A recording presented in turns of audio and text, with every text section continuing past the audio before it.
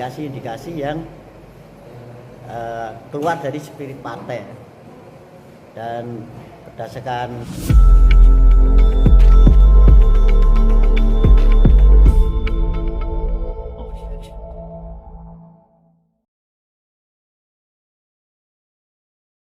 Assalamualaikum warahmatullahi wabarakatuh. Waalaikumsalam warahmatullahi wabarakatuh. Saya Edi Triwianto ya, alias Edi Jabra. Dan samping kanan saya Mas Slamet Widodo. Terus samping kiri saya ini Mas Yerusalam Sawal. Dan Mas Tristiyoko alias Limbat. Dan kebetulan kami semua kemarin adalah relawan untuk PSI ya, yang bergerak untuk PSI. Di sini saya akan membacakan satu press release ya. Gerakan Solidaritas Masyarakat Kota Surakarta, Solo Raya.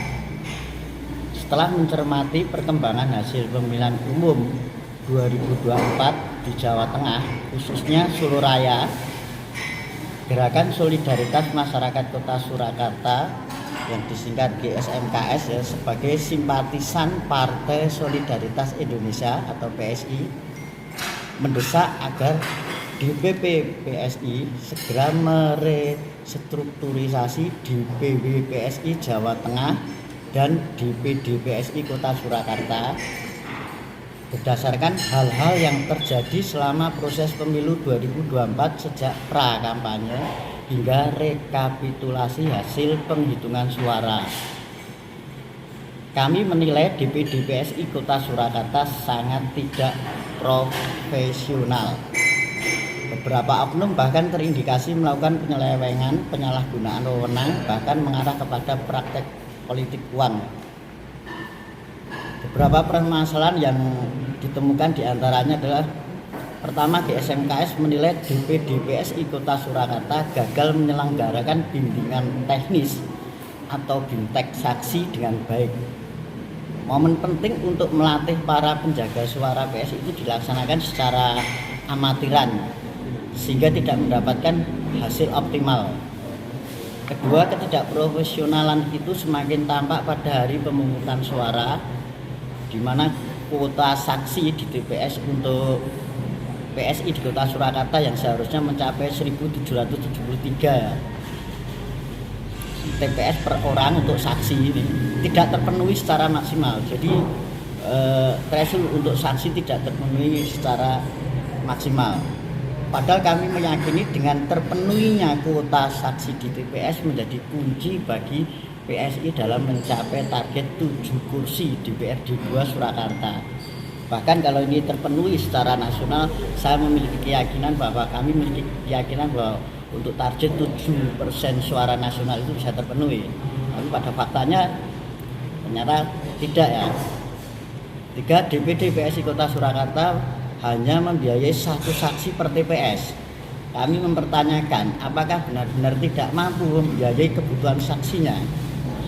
Sementara setiap TPS itu 2 saksi ya idealnya. Tapi untuk 1 saksi saja tidak terpenuhi secara maksimal dengan alasan pembiayaan.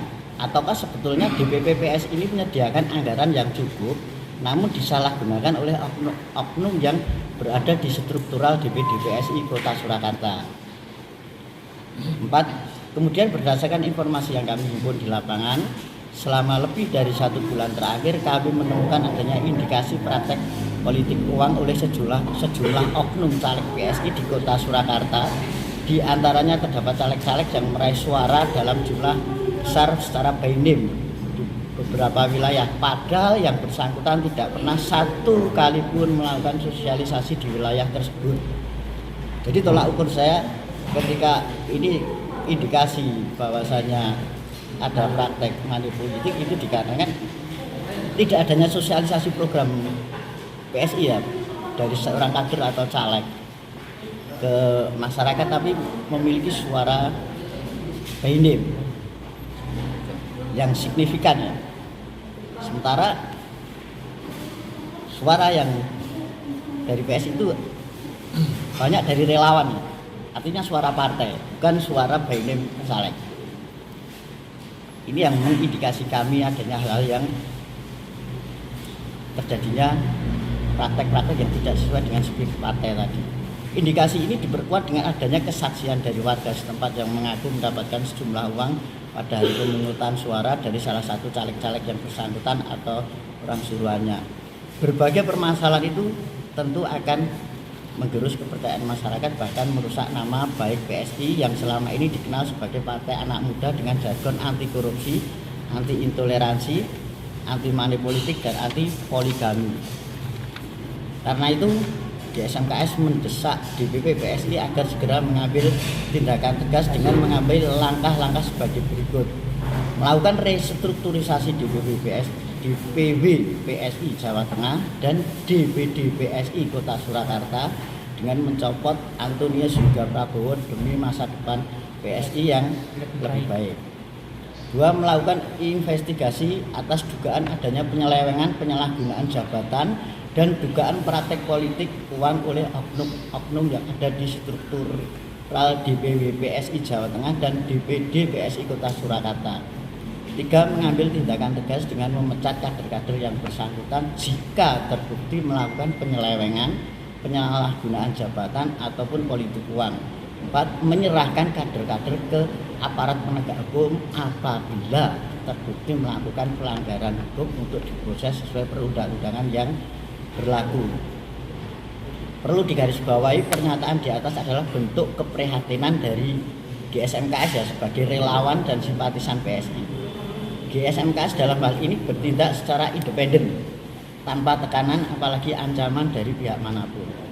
Kami meyakini DPW PSI harus segera mengambil tindakan-tindakan tegas sebagaimana disebutkan di atas demi menjaga marwah PSI sebagai partainya anak muda sekaligus penjaga masa depan generasi penerus bangsa. Untuk itu, apabila hingga tanggal 30 April 2024 DPP PSI tidak mengambil tindakan-tindakan tegas di atas, maka GSMKS akan menggelar unjuk rasa di kantor DPP PSI sebagai aksi nyata dari kami untuk mendorong perbaikan di internal PSI. Aksi yang dimaksud akan diikuti setidak-tidaknya 100 orang pengurus ya, korlap dan simbol. Jadi di sini kami memiliki korlap dan simbol. Kami yang konsisten bergerak untuk PSI di lapangan dalam menggalang dukungan dari warga selama masa kampanye pemilu 2024. Ya, surat. Kami mendesak DPP ya, khususnya Ketua Umum PSI Mas Kaisang Pangarep ya, untuk mengambil satu tindakan tegas secara spesifik melakukan pemecatan terhadap DPP PSI Antonius Yoga Prabowo dan merestrukturisasi DPD PSI Kota Surakarta. Karena di sini ada indikasi-indikasi yang keluar dari spirit partai. Dan berdasarkan media yang kami baca tadi pagi, di situ juga ada beberapa tuntutan dari struktural tersendiri ya, yang masuk di beberapa media tentang banpol, tentang atap banpol, dan tentang mungkin otoriter dari seorang kepemimpinan partai sehingga tidak ada nilai demokratis di dalam PSI itu sendiri. Ini tuntutan dari beberapa struktur DPD PSI yang saya baca dari media, dan kami di sini juga punya tuntutan yang kebetulan bisa searah begitu. Artinya memang tuntutan dari ini sejalan dengan keterangan dari struktural sendiri. Ya, bisa kita tarik benang merahnya sejalan. Hanya konteksnya aja yang berbeda karena kami bukan dari struktural ya. Tapi punya tuntutan yang sama karena kami merasakan sendiri bagaimana selama kemarin sikap dalam kepemimpinan seorang DPD PSI dan DPW bahkan secara administrasi itu pun hilang dari nilai-nilai organisatoris ya. Mungkin dari teman-teman saya ini dulu kemarin sudah terlibat dalam sistem tersebut secara tidak langsung meskipun kami sebagai relawan. Mungkin klarifikasi tadi tadi kan Bapak menjelaskan Penyelewengan tersebut bisa saya lihat ini adanya pelaksanaan BIMTEK yang tidak profesional ya. Di situ kan otomatis padahal BIMTEK ini satu wahana ya untuk memberikan satu bimbingan terhadap para saksi dalam pengawalan. Mungkin dari dua teman saya pun bisa menjelaskan bagaimana kondisi BIMTEK waktu itu. Ya. Kondisi BIMTEK waktu itu bagaimana yang dijelaskan oleh Jimmy Galen? Kurang terstruktur ya. Jadi untuk BIMTEK kemarin itu kayak seakan-akan kayak asal-asalan. Jadi ketika kita mau masuk ke tahapan itu tidak sepenuhnya dilakukan oleh DPD. Kemudian tidak ada transparansi mengenai informasi yang berkembang di masyarakat. Semuanya itu seakan-akan mendadak. Jadi kita itu mau mempersiapkannya itu juga kurang matang.